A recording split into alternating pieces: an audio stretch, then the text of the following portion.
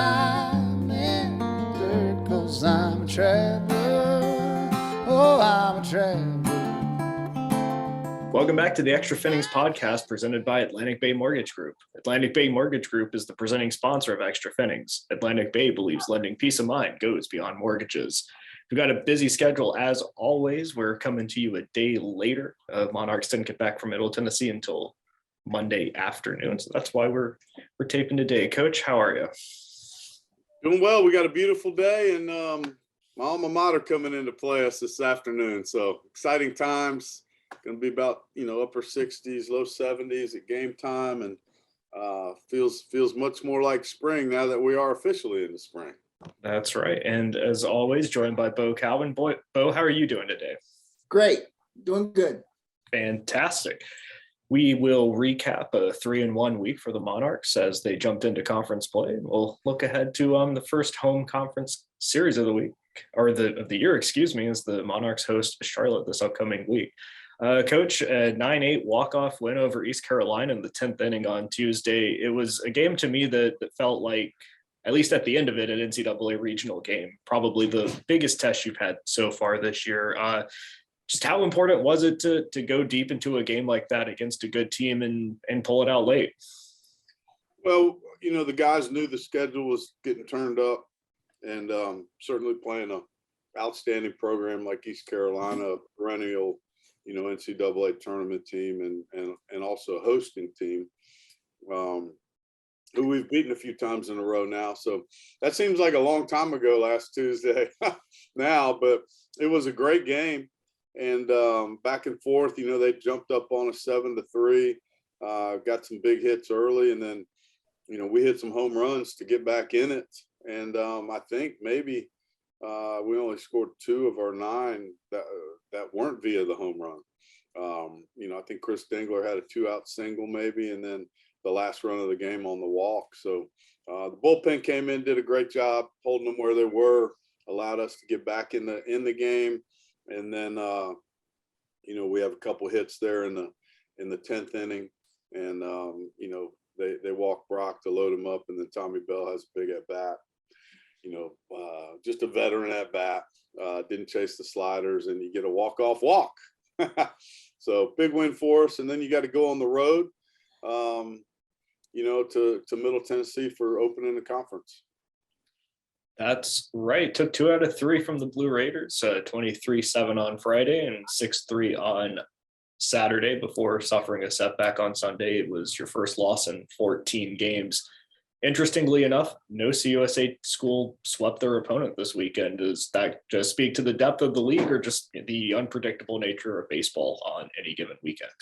Yeah, probably a little of both. I mean, there will be some sweeps at some point where people get hurt and injuries and things of that nature. But that opening weekend, the 2-1 was the best anybody did. So, it's always a very balanced conference. It's hard to win on the road.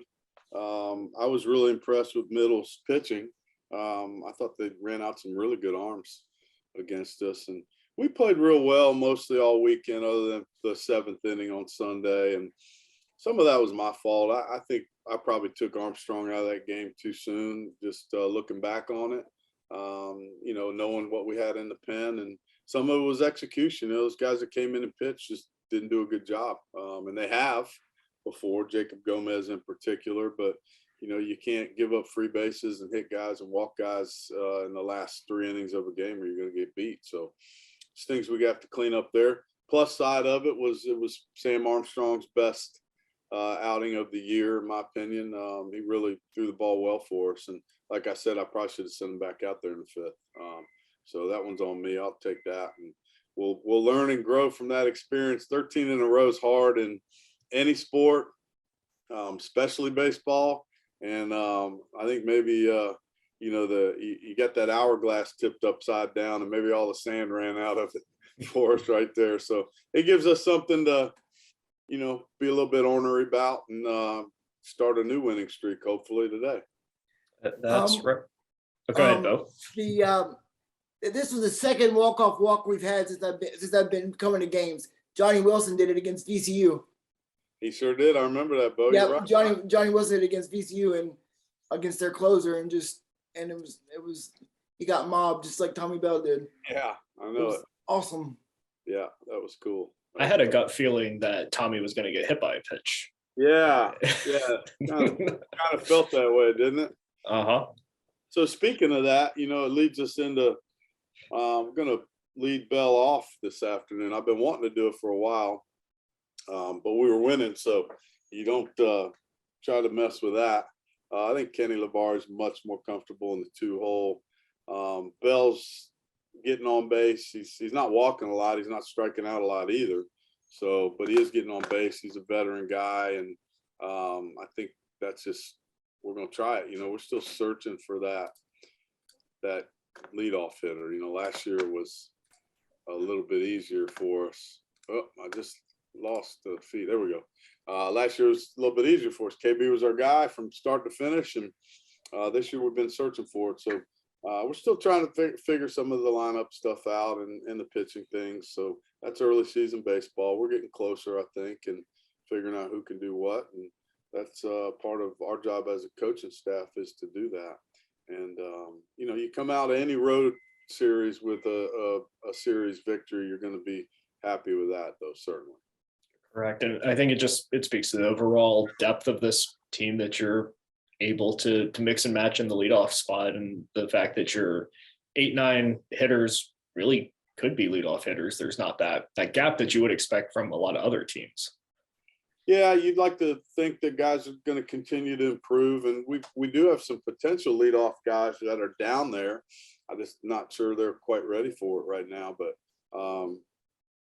lineup wise, we the only thing I mean maybe from a negative, we're still leaving too many runners on third with less than 2 outs, and we've got some veteran guys that are doing it, and we've got to clean that up because that catches up to you. So that's something we'll speak to today. Maybe work on it a little bit in BP. Make it a point of emphasis and try to get out there and get back, start playing. It's nice to be home, certainly when you played a lot of home games and then you go on the road and have to deal with all of those things. And, part of the podcast today I thought would be to just make people aware of kind of what you go through in a road weekend. Ted Alexander, our radio guy, he's always amazed at how resilient our guys are. We don't fly charters. We fly commercial. There's always connecting. You got all the luggage. Then you're on a bus. It was 40 minutes to the hotel, quick change, get back on the bus, get over for practice. You get done with practice by, 8:30. You're trying to get them back to the hotel to get some food. Oh, by the way, the food's late. They don't eat till 9:30. You think you got a Friday night game that gets moved up to Friday at 3 because we've got weather coming in. Everything in baseball is based on the weather, and so it's always pretty fluid. And that's why, my podcast muse now, Krisha, she said you should play Traveler by Chris Stapleton and talk about the travels. And something that was really neat. This weekend, I thought, was just how many parents and families came there. And maybe it's because Nashville's from a long way away. Matt Kootenai's family from Canada, Tommy Gartner's family from Chicago. Maybe it's just a better flight to Nashville, possibly. But we had a really good crowd of parents and families there. I know that's exciting for them to get to see their sons play and play well. Tommy Gartner had his best start of the year. Matt Kootenai hit 3 home runs on the weekend. So that's a really neat part of it, to see the kids and be able to see their family, especially the ones that don't get to do that too often. But also let people know about, the schedule. I mean, it's a really hectic, busy, reckless schedule sometimes, and the guys have to adjust at the drop of a hat. And even after our practice Thursday, then we got to put the tarp on for them, because that's a conference rule. If it's going to rain and you practice Thursday evening, then the visiting team puts it on. So our guys are out there putting their tarp on their field. And, I was talking to Ted Alexander then after we worked out while they're doing it, and they're being college kids. They're, grabbing around and playing around, having fun. And it's part of the whole experience, certainly, but it's something that college baseball players go through that I don't think any other sports really deal with, just because of the fields and the weather and the tarps and moving games around, things of that nature. It's and then we had a disjointed travel schedule coming back. We were trying to save some money and weren't able to come back until Monday instead of Sunday night. So, which makes it tougher on academics. Our guys do a good job of handling that with Amy, our academic advisor. But so it's a strange week. I mean, I think today we're all certainly still getting our feet under us, and we'll have to talk about that because we don't want to come out here and sleepwalk against VMI. They've got a good club and they'll beat you. Yeah, you're exactly right. There's always a lot behind the scenes or below the surface that you don't know about, that you don't necessarily see. And I did it 20 sometimes with women's basketball in the winter, and you only play one game in that situation, but still the travel is chaos, and it takes a lot to overcome that and still be able to perform well. Yeah, it does. And with a veteran group, it's a little bit easier, certainly, and they'll handle this today as well. But we're gonna get them moving a little bit and get our bodies. And the warm weather helps too. Of course. We played on 3 completely different days this weekend. Friday was warm, Saturday was really cold, and then Sunday was warm again. So, but at least we didn't have to play a doubleheader. That was nice. Always. Always, right. This probably won't publish until after the VMI game. Just some little inside baseball there for everyone. So I don't want to go spend too much time on them. But as you mentioned, it's your alma mater. You played there 4 years, head coach there for 3 years. You're a Hall of Famer there. What does it mean to you to be a VMI alum and be able to play them on the field?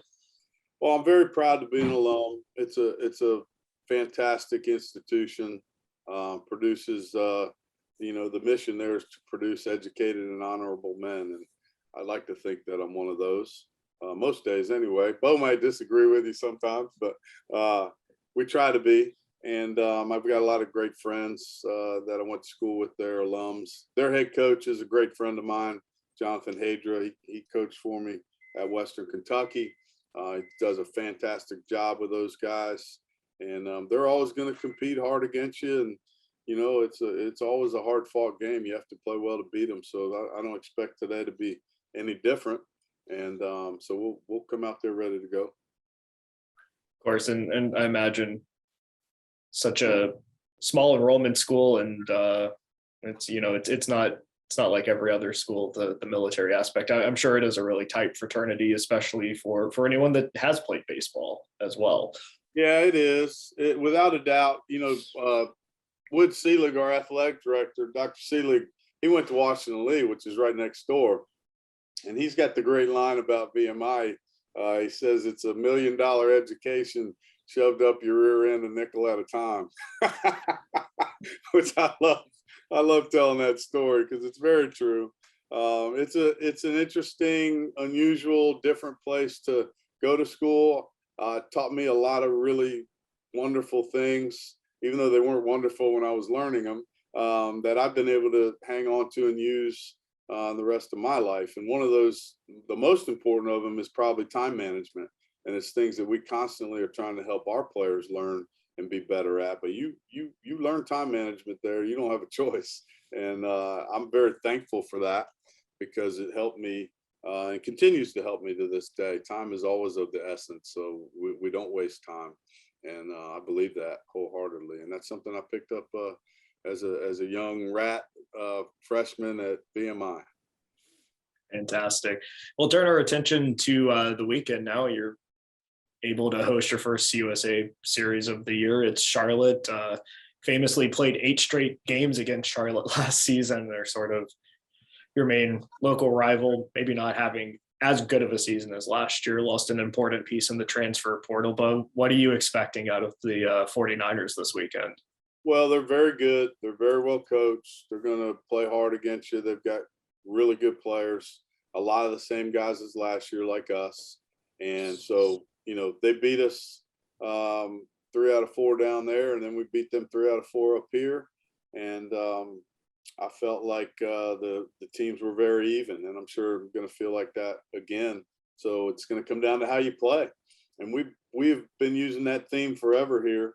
Let's not worry about if we think they're better than us, we're better than them. None of that matters. It's, you got to go play well to win. So same thing I'm going to tell them today. And you don't play records or names on jersey, play the game and try to play it well, and we'll count them up at the end. So, you know, we'll start talking about Charlotte Wednesday. Excuse me. But I don't ever like to get to that, you know, when we got another game to play. So we'll focus on BMI today. And by the time everybody hears that, that'll be history, I'm sure. So hopefully we'll have won by the time they hear this. We'll see. And at least played well. And then we'll start getting into Charlotte. But I know they'll be good. It'll be a hard-fought series. What was your memory of 8 games in 2 weeks against Charlotte last year? I didn't go to the games because I had surgery during that time, but I remember they were all very, very, very, very close and very, like one pitch or one out, you know, one inning, either way it could have caused us to go lose the series or win the series, you know what I'm saying? So very, very close to being like I think they were very had mirrors of each other. I think we were mirrors of each other. You know, like, because we're basically the same teams, you know. But I remember watching it was very close. Mm-hmm. Oh, and I'd be remiss if we didn't mention Andy Garriola won Conference USA Hitter of the Week yesterday. Yeah, certainly. Congratulations to Andy. He had a fantastic week. I mean, you know, had a ton of hits, ton of RBIs. He's well ahead of where he was pace-wise last year in home runs and RBI. So we're excited about, you know, what he's doing in the middle of our lineup. I mean, he was a wrecking ball this weekend, man. And hit a couple other balls that if they'd have just got up in the air a little more would have been out as well. And he hit that ball against East Carolina that hasn't come down yet. Yeah, I know it. Yeah, I was watching the ball. I couldn't even see the ball when he hit. I knew he hit it, but I couldn't see the ball when it landed. He hit it really hard. It was ridiculous. Yeah, Andy's playing great. Carter Trice starting to get going a little bit.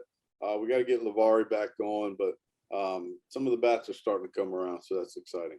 Yeah, the remarkable thing, I think Garriola was 1 of 11 to start the season. He did not have a good first 2 games against Iona, and I think he hit a home run in game 3, and it's been all full speed ahead ever since. Yeah, he's been hot ever since. You're right. I was really proud too of Tommy Gartner and Nick Pantos. I mean, they both had their best outings of the year on the road. You know, and Gartner, I mean, he couldn't have pitched on a worse day to pitch. I mean, the wind's howling out, and you know, he pitched great. I mean, he gave up 2 runs through 5 innings. I thought he was fantastic. And Nick Pantos on Saturday was equally as good, and you know, just kept throwing that sinker in there. And we played really good defense behind him. We made an error in the first inning on a tough play. I thought that was a tough error. And then Kenny Lavari played third this weekend as good as I've ever seen anyone play third in a college baseball game, man. He made every single play there is to make and made them all, you know, in good fashion. So we're that helped us win without a doubt. And the start on Saturday for Pantos reminded me of the Kansas State game. Yeah, his first year good. when he had all those. Everybody, you know, getting a lot of ground balls, early count ground balls, and that's when he's at his best.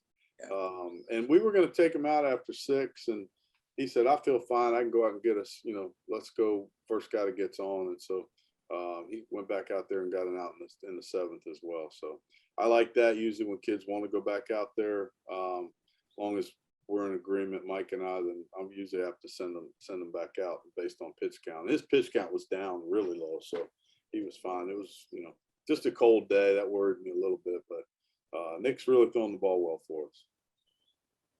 You've mentioned the need to eventually throw Hartline and Dean in the same game. We saw it twice this week against ECU and after Pantos on Saturday. I guess what went into the decision both times to throw Hartline and Dean, and is that you know, we didn't need to throw either of them on Friday because we had the big lead, and then, you know, on Saturday you're going to win the series.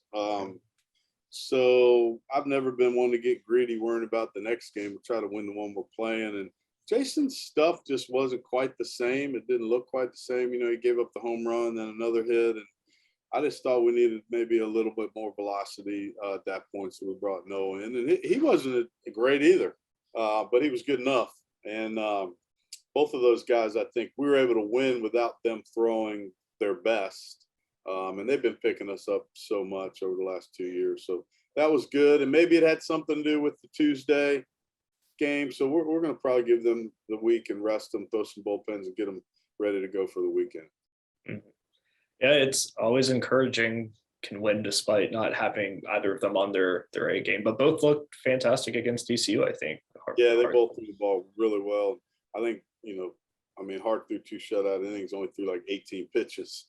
And, Dean's last fastball was 97. So those guys are doing well. We're excited about adding, we've got another freshman we're going to add to the mix, hopefully in the next couple of weeks, Henry Hurston, who's been battling some arm stuff, but really looks like he's getting healthy. It's a powerful, big right-handed arm that could really help us. So that's exciting as well. Yeah, because the bullpen is probably a little more lefty dominant than you would care to if you had your way, correct? No question. It absolutely is. Yeah. So adding another righty in there is going to be big. And I got to get Dobzhansky in the game. That's on me. I mean, I probably should have had him in that game much earlier, and we'd end up not throwing him. That's what I meant. I didn't do a good job with the bullpen on Sunday. And when I evaluate our stuff, I'm also evaluating the job I did.